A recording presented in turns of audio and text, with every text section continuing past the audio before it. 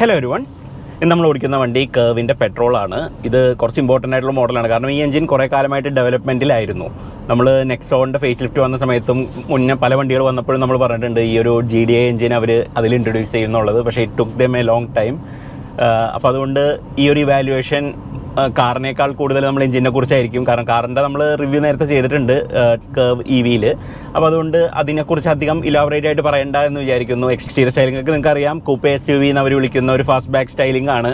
അപ്പോൾ അതുകൊണ്ട് ബൂട്ട് കുറച്ചും കൂടി ഒന്ന് എക്സ്റ്റെൻഡ് ചെയ്തിട്ട് ഒരു ലിഫ്റ്റ് ഗേറ്റ് പോലെ ഇങ്ങനെ ഉണ്ടാക്കി അങ്ങനെ ഒരു കുറച്ചും കൂടി ഒരു സ്റ്റൈലിഷ് ഓഫറിംഗ് പോലെയാണ് അവർ ഈ വണ്ടി കൊടുത്തേക്കുന്നത്.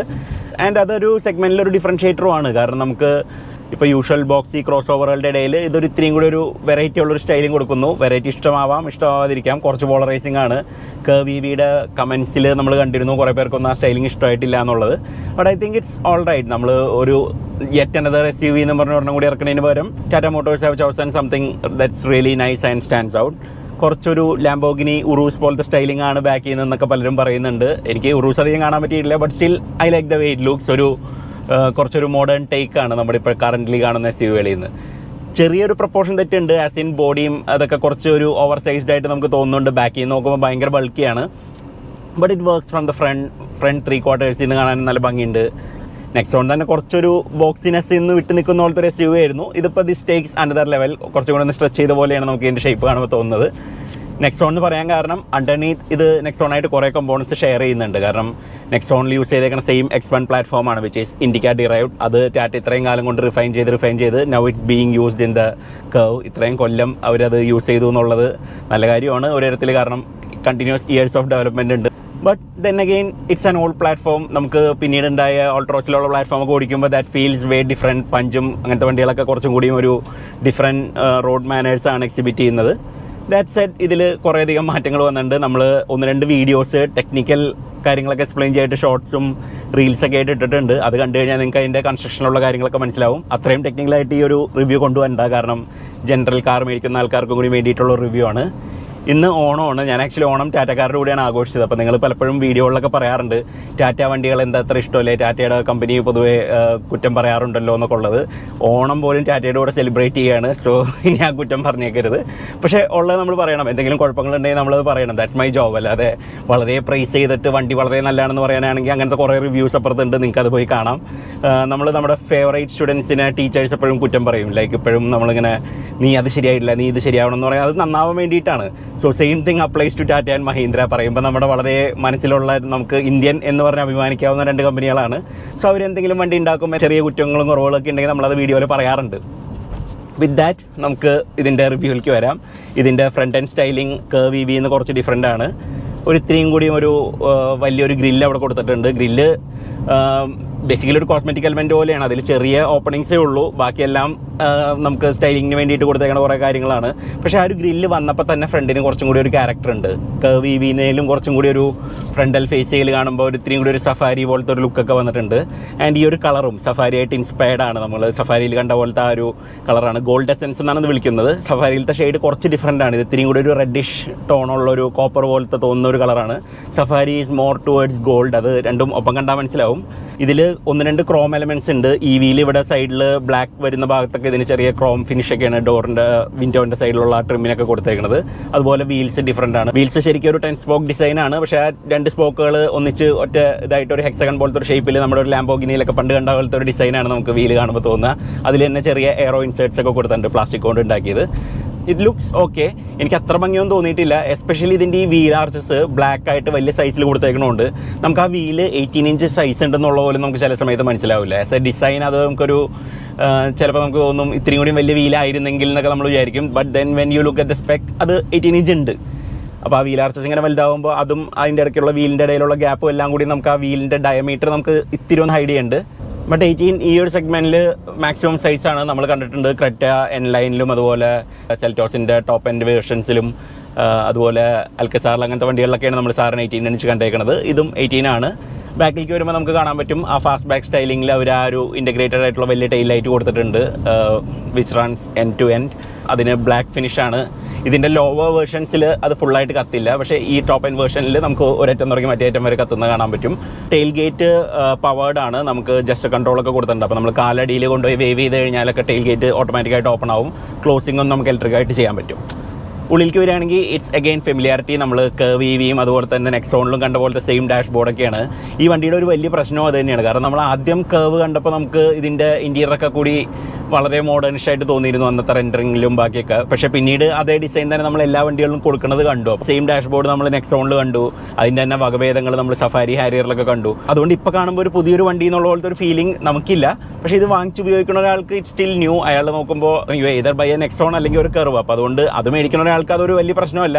പലരും പറയാറുണ്ട് ഈ വണ്ടികളുടെയൊക്കെ ഫാമിലി ഫേസ് ഭയങ്കര പ്രശ്നമാണ്, കാരണം എല്ലാ വണ്ടിയും കണ്ടും ഒരുപോലെ ഇരിക്കും അല്ലെങ്കിൽ എല്ലാ ഇൻറ്റീരിയറും ഒരുപോലെ ഇരിക്കും എന്നുള്ളത്. അത് നല്ല കാര്യമാണ്, മോശം കാര്യമാണ്. എല്ലാ വണ്ടിയിലും ഡിഫറൻസിയേഷൻ വേണമെന്ന് നമ്മൾ ആഗ്രഹിക്കുന്നു പുറത്തുനിന്ന് നോക്കുമ്പോൾ.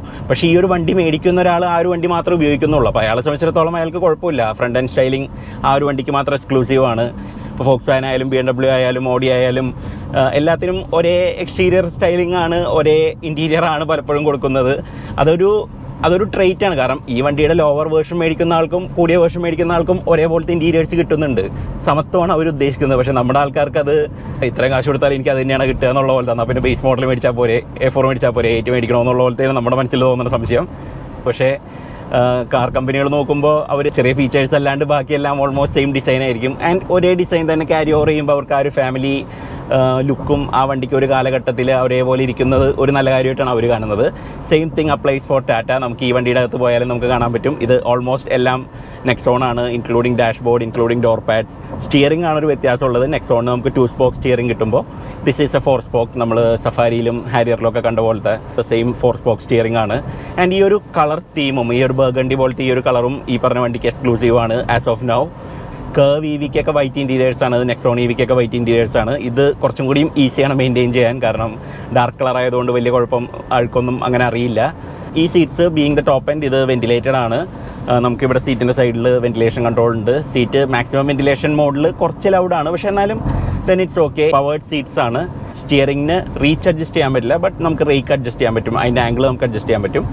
നല്ല ഡ്രൈവിംഗ് പൊസിഷനാണ്, നല്ല വിസിബിലിറ്റി ഉണ്ട്. നമുക്ക് എഡ്ജസ് ഒക്കെ നല്ല രീതിയിൽ കാണാം. മിറേഴ്സ് ആർ റിയലി ബിഗ്, അപ്പോൾ അതുകൊണ്ട് ബാക്കിലേക്കുള്ള വിസിബിലിറ്റിയും വളരെ നല്ലതാണ്. ബാക്ക് സൈഡിൽ ലെഗ് റൂം വലിയ കുഴപ്പമില്ല. നമുക്ക് സീറ്റ്സ് ഒന്ന് അഡ്ജസ്റ്റ് ചെയ്ത് ഫ്രണ്ടിലത്തേക്ക് കറക്റ്റ് സൈസിലിട്ട് കഴിഞ്ഞാൽ ബാക്കിൽ അത്യാവശ്യം ഒരാൾക്ക് കംഫർട്ടബിൾ ആയിട്ട് ഇരിക്കാനുള്ള ലെഗ് റൂം ഉണ്ട്. ഹെഡ് റൂമും ഓൾമോസ്റ്റ് ഓക്കെയാണ്, കാരണം നമ്മുടെ റൂഫ് ലൈൻ സ്ലോപ്പ് ചെയ്യാൻ തുടങ്ങുന്നത് നമ്മുടെ തലയുടെ ബാക്കിൽ നിന്നാണ്. അപ്പോൾ അതുകൊണ്ട് അവിടെയും വലിയ പ്രശ്നമില്ല. ഈ ഒരു പാൻഡ്രോമിക് സൺറൂഫ് ഉള്ളതുകൊണ്ട് ക്യാബിൻ്റെ അകത്ത് നല്ല ലൈറ്റ് ഉണ്ട്, നല്ല ഒരു ആംബിയൻസ് നമുക്ക് കിട്ടുന്നുണ്ട്. ബൂട്ട് സ്പേസും വളരെ നല്ലതാണ്. നമുക്ക് 500 ലിറ്റേഴ്സോളം ബൂട്ട് സ്പേസ് ഉണ്ട്. അപ്പോൾ അതുകൊണ്ട് നമുക്ക് കുറേയധികം ബാഗുകളൊക്കെ നമുക്ക് ക്യാരി ചെയ്യാം. പക്ഷേ റൂഫ് ലൈൻ ഇങ്ങനെ ആയതുകൊണ്ട് നമുക്കൊരു ശരിക്കും ഒരു പ്രോപ്പർ SUV ബോക്സി വണ്ടി പോലെ നമുക്ക് അപ്രൈറ്റ് ആയിട്ടുള്ള വലിയ ഒബ്ജക്ട്സ് ഒന്നും ക്യാരി ചെയ്യാൻ പറ്റില്ല. ബട്ട് ദെൻ അഗെയിൻ അധികം ആളുകൾക്കൊന്നും അത്രയും പ്രാക്ടിക്കാലിറ്റിയുടെ ആവശ്യവുമില്ല ഇന്നത്തെ കാലത്ത്. കാരണം മിക്കവാറും സെഡാൻസിൽ നിന്ന് അപ്ഗ്രേഡ് ചെയ്ത് വരുന്നവരായിരിക്കും ഈ പറഞ്ഞ ക്രോസ് ഓവർ SUVകളിലേക്ക് പോകുന്നത്. For them it's a great buy. As usual familiar ആയിട്ടുള്ള 2 സ്ക്രീനുകളാണ് കിട്ടുന്നത്. 12.5 ഇഞ്ച് സ്ക്രീൻ ഇവിടെ ഉണ്ട്. അതുപോലെ തന്നെ നമുക്ക് ഇവിടെ ഒരു 10.25 ഇഞ്ച് ഡ്രൈവർ ഡിസ്പ്ലേ ഉണ്ട്. അതിൻ്റെ ഉള്ളിലുള്ള ഗ്രാഫിക്സ് ഒക്കെ നമുക്ക് വളരെ ഫെമിലിയർ ആണ്. നമ്മൾ നെക്സോണിൽ കണ്ട പോലെയൊക്കെ തന്നെയാണ്. ഈ സ്ക്രീനിൻ്റെ അകത്ത് കുറേയധികം ഫംഗ്ഷൻസ് ഉണ്ട്. നമുക്ക് എയർ പ്യൂരിഫയർ, അതുപോലെ ക്ലൈമറ്റ് കൺട്രോൾസ് ഇവിടെ ഉണ്ട്. അതുപോലെ തന്നെ JBLൻ്റെ മോഡ്സ് ഉണ്ട്. അപ്പോൾ അങ്ങനെ കുറേയധികം ഫീച്ചേഴ്സ് അതിലുണ്ട്. അതുപോലെ തന്നെ വണ്ടിയിൽ നമുക്ക് 6 എയർ ബാഗ് വരുന്നുണ്ട്, ESP വരുന്നുണ്ട്, ADAS വരുന്നുണ്ട്. അങ്ങനത്തെ കുറേ ഫീച്ചേഴ്സൊക്കെ അതിലും ഇൻറ്റഗ്രേറ്റ് ചെയ്തിട്ടുണ്ട്. ഇതിൻ്റെ അടിയിൽ ചെറിയൊരു സ്റ്റോറേജ് ഉണ്ട്. അതുപോലെ തന്നെ നമുക്ക് ഇവിടെ ഫ്രണ്ടിലും ചെറിയൊരു കബി ഹോൾ ഉണ്ട്. വലിയ യൂസബിൾ സ്പേസസ് ഒന്നല്ല, പക്ഷേ then it's okay. Glove box reasonable size ഉണ്ട്, ഡോർ പാഡ്സ് റീസണബിൾ സൈസ് ഉണ്ട്. ഇനിയിപ്പോൾ എല്ലാ വണ്ടിക്കും അങ്ങനെ പറയുള്ളൂ, കാരണം ഞാനിപ്പോൾ ജിമ്നി ഓടിക്കണോണ്ട് എല്ലാം റീസണബിൾ സൈസിലും മുകളിലാണ്. പുതിയൊരു താക്കോല് നമുക്ക് വരുന്നുണ്ട്. ടാറ്റയുടെ ആ ഒരു പഴയ പ്ലാസ്റ്റിക് കീ മാറി ഒരു ഇത്രയും കൂടിയും ക്വാളിറ്റി തോന്നുന്ന, ഈ ബാഡ്ജ് കണ്ടില്ലെങ്കിൽ ഇതൊരു ലാൻഡ് റോവർ കീ ഒക്കെയാണെന്ന് നമുക്ക് വേണമെങ്കിൽ തോന്നാം. അതുപോലത്തെ ഒരു കീ നമുക്ക് കിട്ടുന്നുണ്ട്, which is a sign of good things. Door handles full ടൈപ്പാണ്. നമ്മൾ ഒരു എൻഡ് പ്രസ് ചെയ്തിട്ട് മറ്റേ സൈഡ് വെച്ച് വലിക്കുന്ന പോലത്തെ ഒരു ഡോർ ഹാൻഡിലാണ്. അതും LED ലൈറ്റ്സ് കൊടുത്തിട്ടുണ്ട് നമുക്ക് രാത്രിയൊക്കെ ഓപ്പറേറ്റ് ചെയ്യാൻ വേണ്ടിയിട്ട്. നമുക്കിതിൻ്റെ എഞ്ചിനുകളെ കുറിച്ച് പറയാം. ഞാനിപ്പോൾ ഓടിക്കുന്നത് പെട്രോളാണ്. അവർ ഹൈപ്പീരിയോൺ എന്ന് വിളിക്കുന്ന ഒരു പുതിയൊരു 1.2 ലിറ്റർ 3 സിലിണ്ടർ പെട്രോൾ എഞ്ചിനാണ്, ടർബോ ചാർജറാണ്, ഡയറക്റ്റ് ഇഞ്ചക്ഷനാണ്. ഇത് ശരിക്കും നമ്മുടെ മുന്നത്തെ റെവോട്രോൺ എഞ്ചിനിൽ നിന്ന് അഡാപ്റ്റഡ് ഒരു വേർഷനാണ്. ലൈക്ക് ദ ഷാസി ടാറ്റ ഒന്നും കളയില്ല, അവരതുമെന്ന് ഡെവലപ്പ് ചെയ്യുള്ളൂ. ആൻഡ് ഈ പറഞ്ഞ പോലെ ഒരു ക്ലീൻ ഷീറ്റ് ഓഫ് പേപ്പറിൽ നിന്ന് സ്റ്റാർട്ട് ചെയ്യണമെന്ന് നമ്മളും പറയുന്നില്ല. കാരണം അവർക്ക് അറിയാവുന്ന വളരെ കൊല്ലങ്ങൾ കൊണ്ട് അവർ റിഫൈൻ ചെയ്തെടുത്ത് നന്നാക്കിയ റിലയബിലിറ്റി പ്രൂവൺ ആയിട്ടുള്ള ഒരു എഞ്ചിനാണ് അവരെടുത്തിട്ട് ഇപ്പോൾ പുതിയൊരു രീതിയിലേക്ക് മാറ്റുന്നത്. ബ്ലോക്ക് സെയിം ആണെങ്കിലും ഇതിൻ്റെ ഹെഡ് ഡിഫറൻ്റ് ആണ്. അപ്പോൾ അതുകൊണ്ട് പുതിയൊരു ഹെഡ് വന്നിട്ടുണ്ട്. നമുക്ക് കംപ്രഷൻ റേഷ്യോ ഒക്കെ കൂടിയിട്ടുണ്ട്. ഈ റെവോട്രോൺ എന്ന് പറയുന്ന പഴയ എഞ്ചിൻ്റെ നാച്ചുറൽ ആസ്പിറേറ്റഡ് വേർഷൻ 1.2 അതിന് കംപ്രഷൻ റേഷ്യോ ഈസ് അറൗണ്ട് 11.5 അങ്ങനെ എന്തോ ആണ്. ഇത് ഓൾമോസ്റ്റ് അത്രയും തന്നെ എത്തിയിട്ടുണ്ട്, 11 അടുത്തേക്ക് എത്തിയിട്ടുണ്ട്. Old Revotron 1.2 was around 9. അപ്പോൾ അതുകൊണ്ടാണ് നമുക്ക് അഡീഷണൽ എഫിഷ്യൻസി കിട്ടുന്നത്. Efficiency as in power and ടോർക്കും കൂടുതലാണ്. സോ ഈ എഞ്ചിൻ ഏകദേശം 125 BHP ഉണ്ടാക്കുന്നുണ്ട്. അതോടൊപ്പം 225 Nm ടോർക്ക് ഉണ്ടാക്കുന്നുണ്ട്. പക്ഷേ നമുക്കൊരു ക്വിക്ക് ഓവർടേക്ക് ഒക്കെ വേണം, അല്ലെങ്കിൽ പെട്ടെന്ന് ഫ്ലാറ്റ് ഔട്ട് നമുക്ക് നല്ല രീതിയിലൊന്ന് പാസ് ചെയ്യണം എന്നൊക്കെ ഉണ്ടെങ്കിൽ it has an over boost function. 225 Nm എന്നുള്ളത് 250 Nm ആയിട്ട് അന്നേരം കൂടും. 25 Nm ടോർക്ക് നമുക്ക് കൂടുതൽ കിട്ടും. അതിന് 2-3 കണ്ടീഷൻസ് ഉള്ളത്. ഒന്ന് സ്പോർട്ട് മോഡലായിരിക്കണം, 2 തേർഡ് ഗിയറിന് മുകളിലോട്ടുള്ള ഗിയേഴ്സിലേ അത് അവൈലബിൾ ആയിട്ടുള്ളൂ. സോ ഈ ഒരു പോയിന്റിൽ നിന്ന് ഞാൻ ആക്സിലേറ്റ് ചെയ്യാണ്. It's picking up speed 100, 120.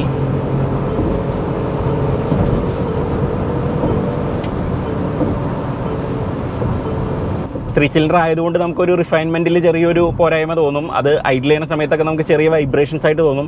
Engine silent ആണ്, നല്ല നോയ്സ് ഇൻസുലേഷനൊക്കെ യൂസ് ചെയ്തിട്ടുണ്ട്. പക്ഷേ ചില സമയത്ത് you can tell it's A 3 cylinder. നമുക്ക് ആ ഒരു എടുത്ത് പോകുന്ന സമയത്തൊക്കെ നമുക്ക് 3 സിലിണ്ടർ ആണെന്നുള്ളത് തോന്നും. പക്ഷേ Tata has done A really good job with this engine. എഞ്ചിൻ്റെ ഡിസൈനിൽ നമ്മൾ റെവോട്രോണിനെ അപേക്ഷിച്ച് കുറച്ചും കൂടി ഫ്രിക്ഷൻ കുറയ്ക്കാൻ വേണ്ടിയിട്ട് പുതിയ പിസ്റ്റൻസും പുതിയ തിന്നറായിട്ടുള്ള പിസ്റ്റൺ റിങ്സും അങ്ങനത്തെ കാര്യങ്ങളൊക്കെ യൂസ് ചെയ്തിട്ടുണ്ട്. It's pretty high tech. ഇന്നത്തെ കാലത്തെ എഞ്ചിനുകൾ വെച്ച് നോക്കുമ്പോൾ ഇഞ്ചക്ഷൻ പ്രഷേഴ്സും കൂടുതലാണ്. ഇപ്പോൾ സാധാരണ ഒരു GDA എഞ്ചിൻ നമ്മൾ നോക്കുകയാണെങ്കിൽ ഒരു 200-250 ബാർ ഒക്കെ ആയിരിക്കും പ്രഷർ അതിൽ ഇഞ്ചക്ടേഴ്സിൽ യൂസ് ചെയ്തേക്കുന്നത്. This is running 350 bar. അപ്പോൾ അതുകൊണ്ട് അത് നല്ലതാണ്, എമിഷൻസിന് നല്ലതാണ്. അതുപോലെ തന്നെ എഞ്ചിൻ്റെ ഓവറോൾ ഡിസൈനിൽ ഇതിൻ്റെ വൈബ്രേഷൻസ് കുറയ്ക്കാനും അതുപോലെ തന്നെ എഫിഷ്യൻസി കൂട്ടാനുള്ള കുറേ കാര്യങ്ങളൊക്കെ അവർ ഇംപ്ലിമെൻറ്റ് ചെയ്തിട്ടുണ്ട്. It has A new turbo charger. ഇത് BGT ആണ്, അത് ഇലക്ട്രോണിക്കലി കൺട്രോൾഡ് ആണ്. ഈ എഞ്ചിനിലുള്ള മാറ്റങ്ങളെ പറ്റിയിട്ടൊക്കെ നമ്മളൊരു ഷോർട്ട്സ് ചെയ്തിട്ടുണ്ട്. അപ്പോൾ നിങ്ങൾക്ക് വേണമെങ്കിൽ ആ വീഡിയോ കാണാം. അതിൽ കൂടുതൽ ടെക്നിക്കലായിട്ടുള്ള കാര്യങ്ങളൊക്കെ പറഞ്ഞിട്ടുണ്ട്. ഈ എഞ്ചിൻ്റെ ലോ ആൻഡ് റെസ്പോൺസും അത്യാവശ്യം നല്ലതാണ്. So if I drop down, ഞാനിവിടെ സ്പീഡ് കുറച്ചു. Let's say we are in third gear. ഈ ഒരു പോയിന്റിലാണ് വണ്ടി ബോക്ഡ് ആവാൻ പോകുന്നത്. I'm at 1000 RPM. ഈ ഒരു പോയിന്റിൽ ഞാൻ കാല് കൊടുത്തു. It's picking up. വലിയ ഒരു പ്രൊട്ടസ്റ്റ് ഒന്നുമില്ല. അപ്പോൾ സാധാരണ എഞ്ചിനുകളൊക്കെ നമുക്കൊരു ആ ഒരു രീതിയിൽ തോന്നും. Speed is around 65, 70, 80, 90, 116, 120, 127, 130. Not bad. നല്ലൊരു ഡ്രൈവബിലിറ്റിയാണ് നമ്മളവിടെ കാണുന്നത്. It pulls all the way. നമ്മൾ സാധാരണ ടർബോ ചാർജർ എഞ്ചിൻസൊക്കെ നമുക്കൊന്നുകിൽ അത് ലോ എൻഡിൽ സ്ട്രഗിൾ ചെയ്യാനായിട്ട് കാണും, അല്ലെങ്കിൽ ടോപ്പ് എൻഡ് ഇല്ലാത്ത പോലെ നമുക്ക് തോന്നും. പക്ഷേ this has a very wide power band. For an Indian engine this is really good. ഇതിനേലും ബെറ്റർ എഞ്ചിൻ കാണണമെങ്കിൽ നമുക്ക് സിട്രോയനിൽ പോകണം. 1.2 pure tech, that is slightly better. പക്ഷേ this is up there with that. And ഒരു ഇന്ത്യൻ എഞ്ചിൻ എന്നുള്ള രീതിയിൽ you have to really hand it over to Tata engineers for doing this.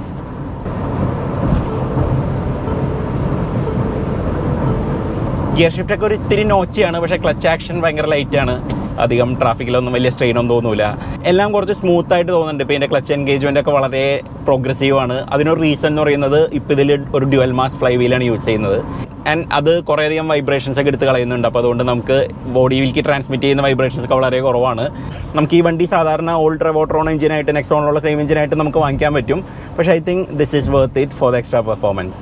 അതുപോലെ തന്നെ ഗിയർ ബോക്സ് 2 ചോയ്സ് ഉണ്ട്. നമുക്ക് മാനുവൽ ഉണ്ട്, അതുപോലെ തന്നെ ഇതിൻ്റെ കൂടെ ഒരു DCM വരുന്നുണ്ട്. 7 സ്പീഡാണ്. ടാറ്റ യൂഷ്വലി പഞ്ച് പവർ ട്രെയിനിൽ നിന്ന് സോഴ്സ് ചെയ്യുന്ന ആ ഗിയർ ബോക്സ് തന്നെയാണ്. അത് നമുക്കൊരു ഓപ്ഷൻ ഉണ്ട്.